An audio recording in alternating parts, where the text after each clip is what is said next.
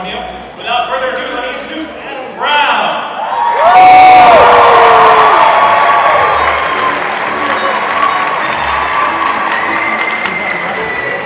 Ladies and gentlemen, please welcome Sean Astin.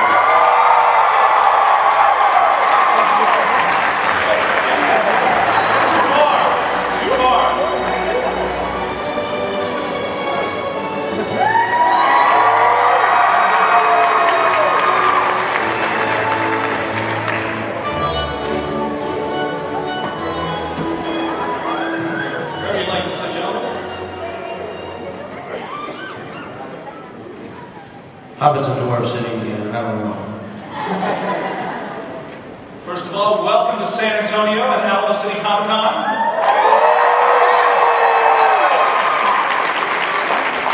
How are you guys doing today? Awesome. Are you enjoying your time here in San Antonio? Yeah, it's amazing. Sexy.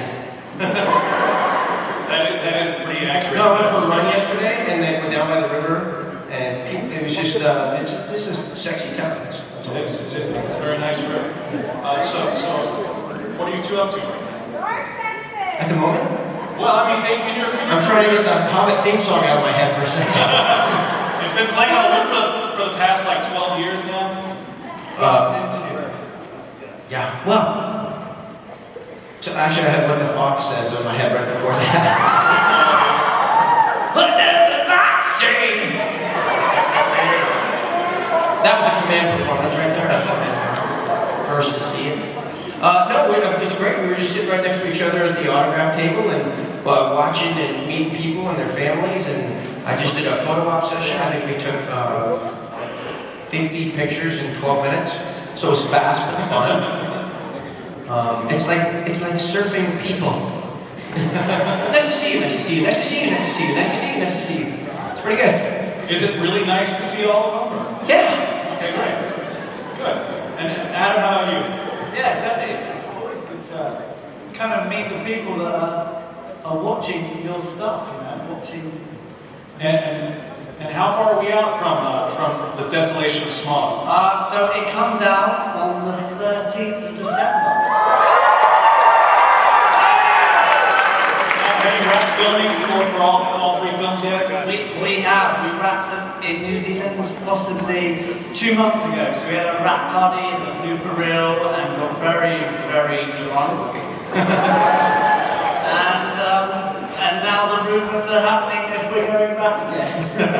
But I don't know. All right, are you ready to open up to questions for the audience? Hold on. We're ready. All right, great. Questions for Sean Astin and Adam Brown, anyone? Sir? Question is for Sean Astin. Do you still keep up with any of your former Goonies members, cast members?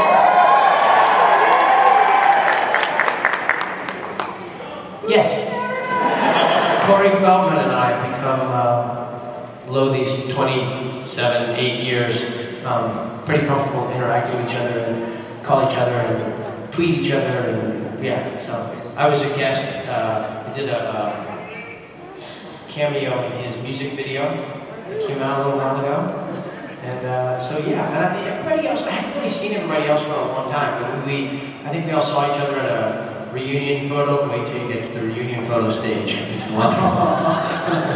I'm not sure ours will last that long anyway. No, the Hobbit's just going to slowly, quietly go into the night. Not so much. Anyhow, so yeah, we love each other. Whenever I see them, it's hugs and talking, and if we're scheduled to do something together, it always takes 5 hours longer because we can't focus because we're catching up on each other's lives and stuff. So it's like that with Lord of the Rings too. Thank you, sir. This is a little one for Sean too. I just wanted to know, I know you can ask this a lot, but what's your favorite line from Lord of the Rings, and what's your favorite line from the Goonies that you just love to say over and over and over? As I'm falling to sleep. There's some good in this world,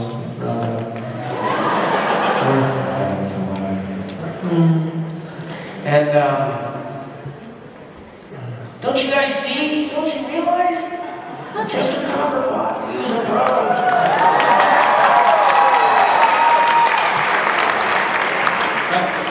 My fiance is partial to your reading of potatoes. Boil up passions, take a ministry. Boil up passions, take a potato. Somebody did a little mix of it, and it's more popular than the movies. I mean, But is it as popular as What Does the Fox Say? what does the fox say? I have a radio show called Fox Popeye, so tomorrow there's a parody video coming. Uh-oh. What does the fox say? And I sing it. I've got a tribute to Ori the Dwarf by Justin Bieber. Say, rather than baby, baby, baby, oh, it's Ori, Ori, Ori, oh. I see that. Very clever. I see it. Yeah. And then they put my face on an Oreo. All right, so clever. Smoking the long bottom leaf and coming up with songs. Isn't the internet great? All right. I picked this question because I was curious to see how your answers would differ or be similar, especially knowing that The Lord of the Rings has been done for 10 years and The Hobbit is actually still going. My question is, what is the biggest way that filming your trilogies has changed your life? And is there anything that you know now that you wish you had known at the beginning?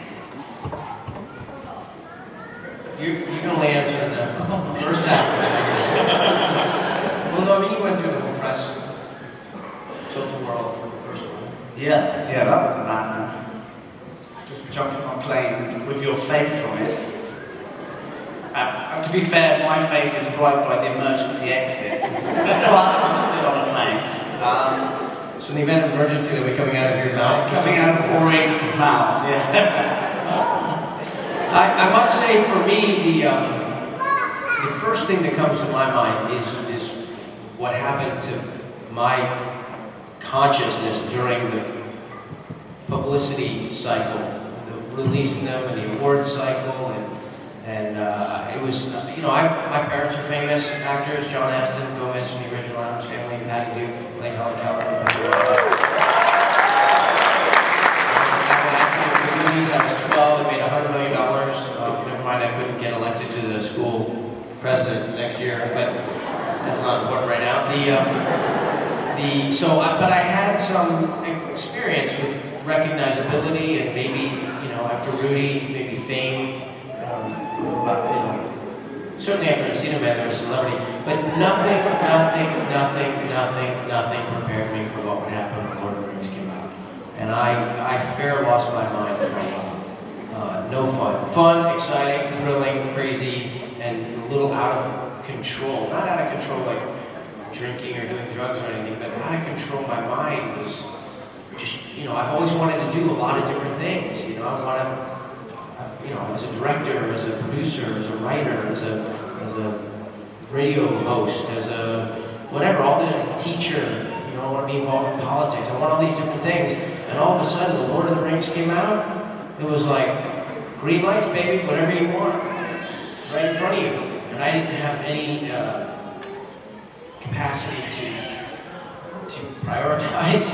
So I tried to do all of it at the same time. And, you know, the fuse just kind of pops at a certain point. So, and then, you know, obviously the making of the films. It was the most extraordinary adventure, professional and personal, of my life. My wife and daughter with me the whole time. I've been fat and skinny, maybe something along those lines. All right, ma'am? Hey! Hey. This is mostly for Adam. I saw a couple videos of like a Hobbit training camp. The boot camp, yes. Yeah. I wanted to know if you have any difficulties kind of doing any of the things. I had a lot. Before The Hobbit, I never stepped foot into a gym. I didn't know what it was like to be sweaty. I don't think I've ever been sweaty until The Hobbit. Yeah, no, it was madness. We did, I think similar to you guys, but we came out, flew out, and all of us did dwarf boot camp, which consisted of horse riding, stunt training, dialect lessons, singing lessons, horse riding, weapon training. Weapon training, I had a slingshot, so mine was quite easy. I went to the coffee shop down the road for that bit. But yeah, it was pretty weird. I actually became. I go to the gym now, which thank you, Peter Jackson. I go to the gym. Do you go inside? Huh? You go inside. I go inside. I watch the You go to the TV. outside and have coffee. I watch the TV and then I go home. Yeah, I never did dwarf training. I'm a hobbit. It was much the same. It was. I likened it to the golden era of fitness. You're supposed to sing that song, right? When you do that. No, well, that's after we're doing the plates. No, that's my favorite part. Learn skills of the waiter also, I see. I'm sorry, skills of the waiter, filling the drinks. I'm sorry. It's about good dwarf hospitality. So, and you go, don't. Okay, I'll stop. Thank you. Just be quiet. Kidding. No, I like it, that period of time before the films to the golden era of Hollywood when you would hear stories of Errol Flynn or Douglas Fairbanks or these classic, American film stars going, on the lot to an empty studio and having their tap lessons and have Danny Kaye and that kind of stuff. So it definitely felt like I was taking my place in that tradition. Bob Anderson, you didn't get to meet. Bob was the legendary sword master who taught Errol Flynn and Douglas Fairbanks and did the sword fight between Darth Vader and Obi-Wan Kenobi and the Princess Bride, that fight sequence, which is so great with Inigo and Wesley, and then we got him. He was quite old, but still very agile and wonderful, and so it was like we were just being touched by history a little bit. And then he passed, which is so sad. He left a great legacy, and it's a bummer that you guys didn't get. Do you remember who you had? They brought a guy named Phil. He kind of picked up a sword once, or Phil, Tom, I don't know. Claire? Claire? Yeah. He was the last. Do you know English?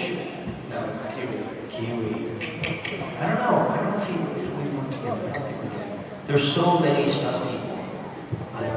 It's weird. I wondered if you guys, what the biggest number of extras you have on any time. Yeah, we had lots. A lot. Hundreds? Yeah. But For- probably not as many as you should, actually. Well, I was just thinking of Helm's Deep. Yeah. And you would have like 700, people in those costumes for 6 weeks working all night long, but then there were also a lot of computer-generated works and stuff. So, but goblins, we didn't really have goblins. I guess maybe we did it in the Mines of Moria, but those goblins. Well, you guys are all about the goblins, right? Yeah. Sorry about that. I feel bad. The was a Goblin King. Yeah, I didn't like him at all. Jolly, so, well, hey, I like him. The jolly violence, I'm not so keen on. The heads rolling. It's pretty good. All right, Batman. This is a question for Sean. What's it like having wisdom into like, you're Samwise, so you're telling Frodo do something wise. So what's it like doing that with Frodo? That's a great question. Maybe my favorite question ever asked. I think the key to leadership is doing by example. And Sam's value system, which is very simple and very plain, very basic, happens to be very rooted in meaning and value to work, the farm, or to work as a gardener with your hands in the soil, to be together with friends drinking ale, to be in love with another Hobbit. And at the end of the trilogy, make Hobbit, 15 Hobbit babies. The strength, and you use the word wisdom, and I guess that's an okay word, but the strength of his example by living out he knows that food is important. Sam knows that water is important. He needs to make sure that he can help make fire when it's time to cook for him. It's just very basic, simple things, and I think that earns you credibility. It makes it so that when you say something, somebody will listen to you. And it's really kind of cool at the end of the movies when Frodo's listening to Sam sometimes, because it's like they're in a war together. And even though Frodo is the boss, Sam always calls him Master Frodo. And it's sort of like an officer versus a sergeant. He's a boss. At a certain point, he realizes that he can't do it alone. And so he looks to what is essentially someone he loves and trusts and respects, his friend, and asks him for help when he needs help. So I think it's a fantastic question. Thank you.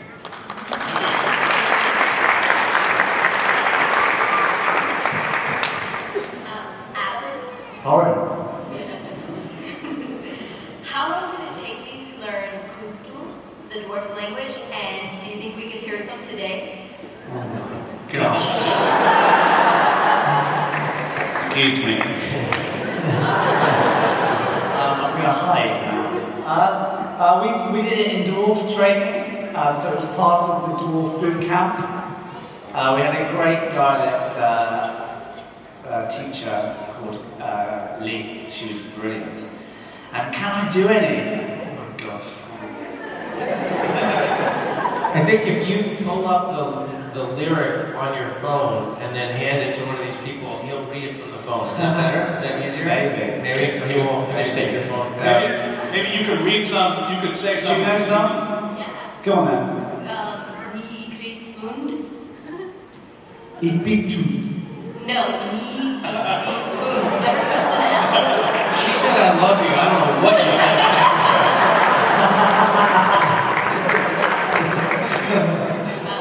Well, I'm more impressed about your knowledge rather than mine, so congratulations.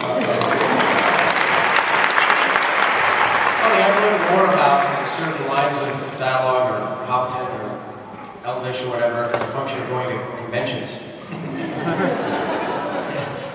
Question? Sean, how was it like working with Adam Sandler?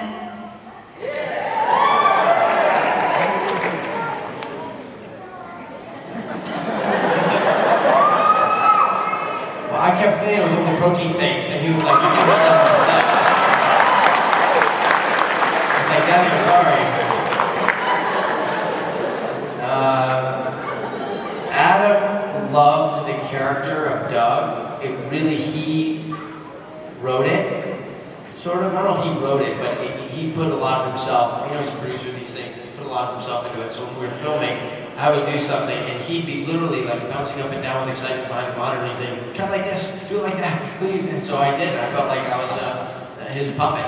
And he's a very good puppeteer. That was a pretty great Adam Sandler impression there, by the way. Right.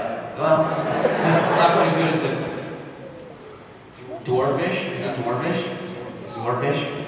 Elves and dwarves. Okay. Thank you. Bye, thank you. It was great. He's a great human guy who works really hard, keeps us laughing all the time. Hi, my question's for Adam. Were there any scenes that y'all shot, I guess not spoilery scenes, that were cut from the theatrical release that you're hoping are going to be on the extended editions? Yes, there's an extended version of us in the Great Goblin Cave, and there's also an extended version of us outside of the Trolls, after we've come down from the spit, after turning on the spit, there's us getting changed back into our clothes, which is quite a funny scene, which I think will hopefully be in the extended audition, which I haven't seen yet, but it's out like next week, I think. Yeah. Thank you.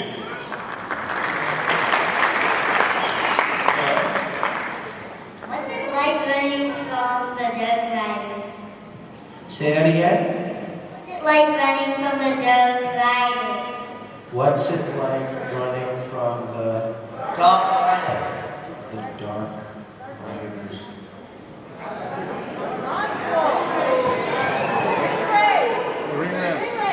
The ring race, Nazgul. I know what we're talking about. I was just picturing when we did the Buckleberry Ferry sequence, and it was really cold and it was dark out, and my accent wasn't quite right, and Roisin Carty, who was our dialect coach, said to me after a take, she goes, Sean, that one went a bit, get down! It was like, and then we were running, and actually that day, one of the Nazgul riders,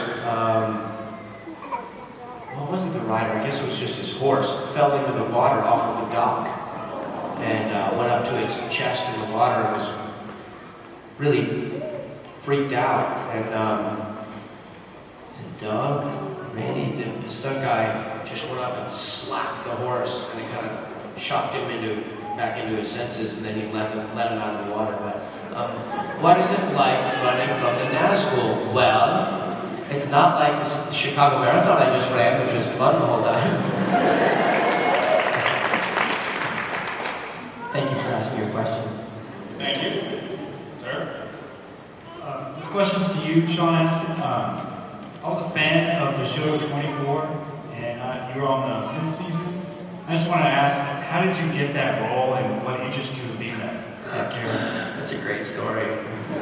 Maybe the greatest story of me getting cast in anything. So, John Ratzenberger from Cheers, yeah, you know that show, boy? We met at a celebrity fundraiser poker tournament, and then we live in Calabasas, my wife Christine and our 3 daughters, Ali, Elizabeth, and Isabella. And at one point I went to get Starbucks coffee or something, and my back was just killing me. I had a really bad back for a number of days, and I happened to see Rats out there. Is it shiny boy? What are you doing? I was like, oh, Rats, my back is killing me. You need to see a chiropractor. And I was like, yeah, I guess I do. I've been sort of putting that off, but I suppose he goes, that's why I'm here. I'm meeting with my chiropractor. I was like, really? He goes, yeah, his name's Spags. You're gonna love him. Spagnuoli. And so, sure enough, a couple minutes later, up walks Joe Pesci, looking guy. Hey, how you doing? Good to see you. What's going on? How you doing? What's going on? You all right? How you doing? How's your back? I heard your back isn't feeling good. You all right? I was like, yeah, my back really hurts. He goes, come on across the street. I got my office. Meet me there in an hour. I was like, okay.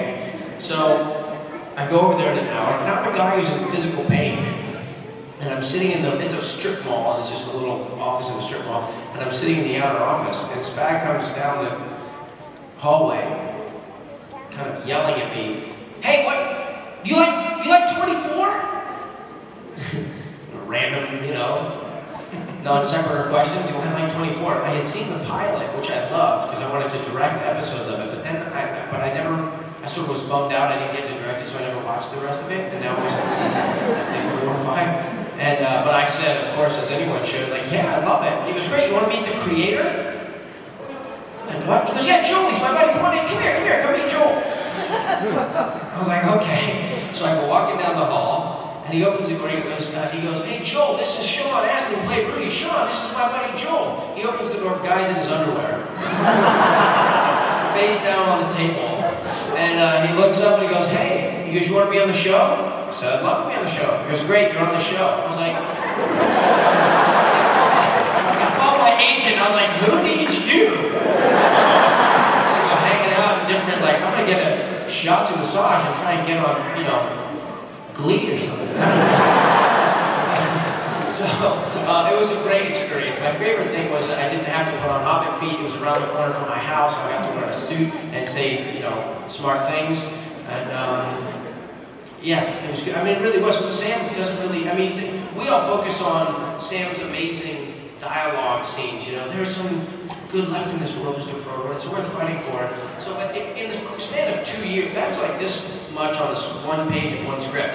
And you're there for years, and when you finally get to talk, you talk and they're like, God, great, we got it. And you're like, no, And you know, everyone leaves, they turn the lights off, and you're still doing your one line over and over and over again. You know, but on 24, I got reading pages and pages and pages. And every day I showed up, I had more dialogue. So I loved it. And I had also worked as a civilian aide to the Secretary of the Army for 10 years, and so I got to spend a lot of time with the national security folks at the Pentagon. And so when I was in that room, I was like, I've had these meetings, I know what these people are about, so it felt pretty cool to do that. And season 5 happened to be one that they finally won the best drama series. It had to have nothing to do with me. I'm just saying. They won it, the producers sent out these great, like, congratulations things, and I was like, hey, I'm not. So, anyhow. Thank you. Answer to a short question, sorry. Go ahead. My question was actually about 51st dates as well. Obviously you did the list, but how hard was it doing the list every single time you had to do a scene?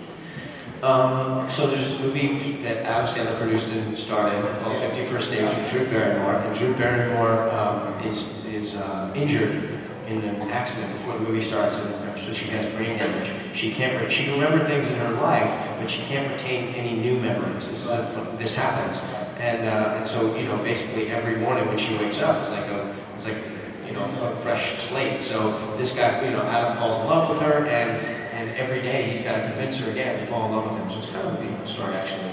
And we filmed it in Hawaii, the whole thing, and. My favorite character was Rob Schneider's character. Hanale! Come on, Hanale! Come on, Boo-Boo! I'm just kidding, Boo-Boo!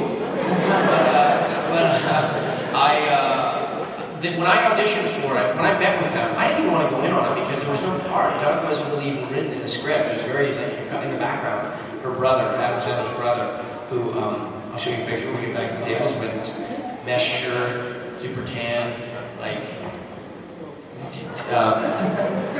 spandex short, whatever those shorts are that are like, yeah, it's very, yeah, like that.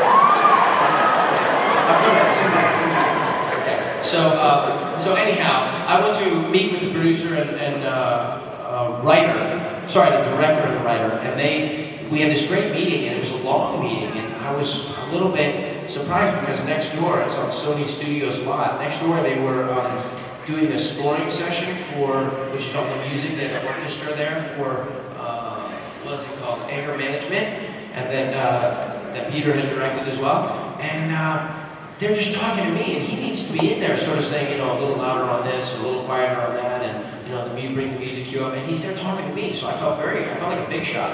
And then at the end of the meeting, he's like, okay, well, we can't hire you without a videotape. You've got to just go home, put yourself on videotape, and send it in. We want you so badly, but Adam is not here, and so we just have to see what you do.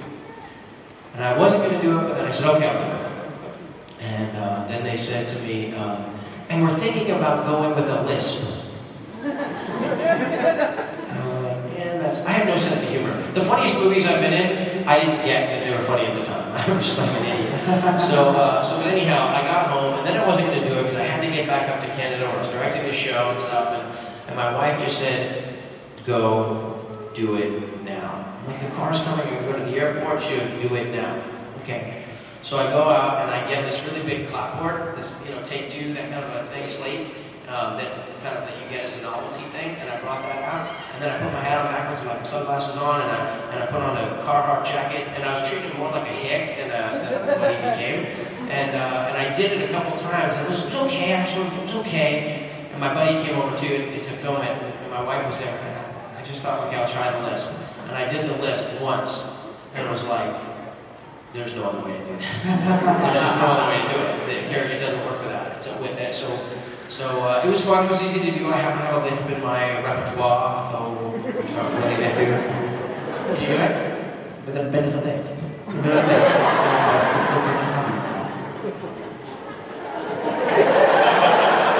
an English affectation, I find it quite alluring.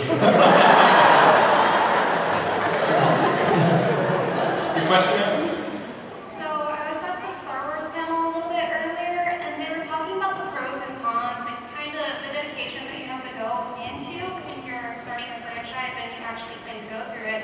Sean, you've been in it for over 10 years, and you just started, Adam, and I was wondering if y'all were curious or even interested in maybe be going through that sort of dedication and the pros and cons of everything for another franchise?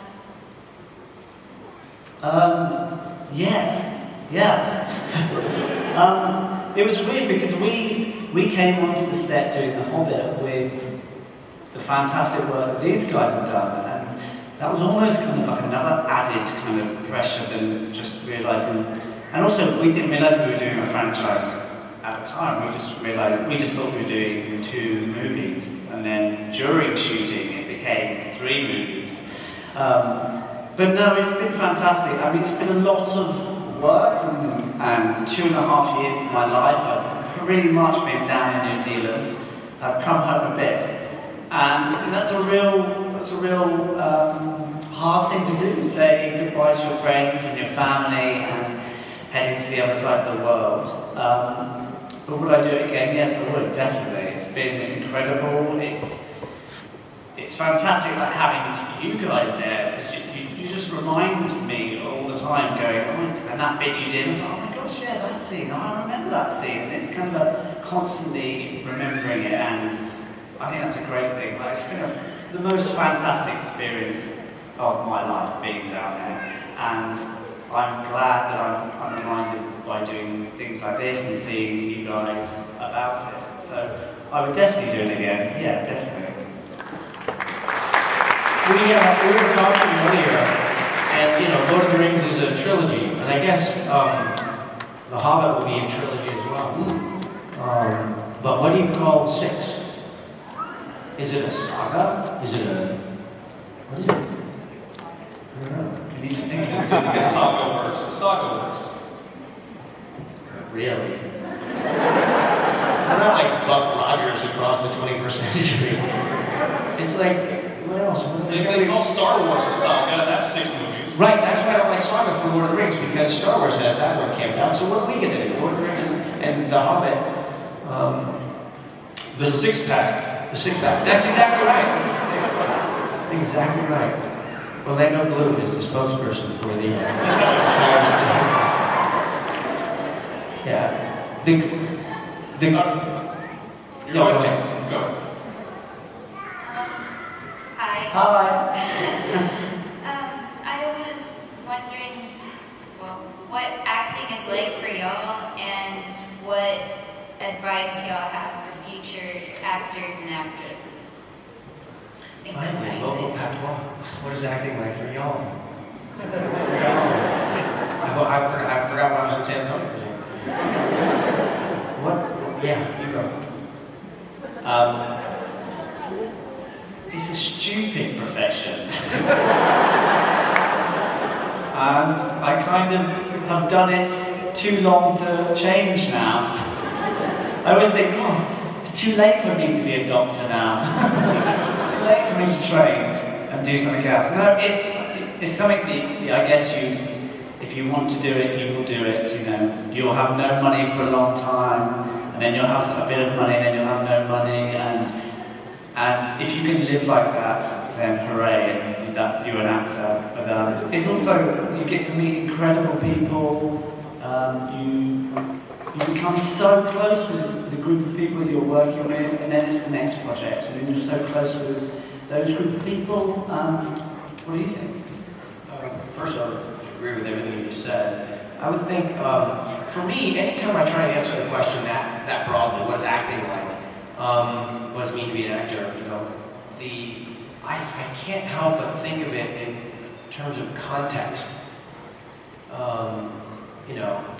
If you were a caveman and you went on a great hunt and you killed your prey and you bring it back and everybody, that you prepare the food and you eat it and that's all done and the function of survival has happened and it's nighttime.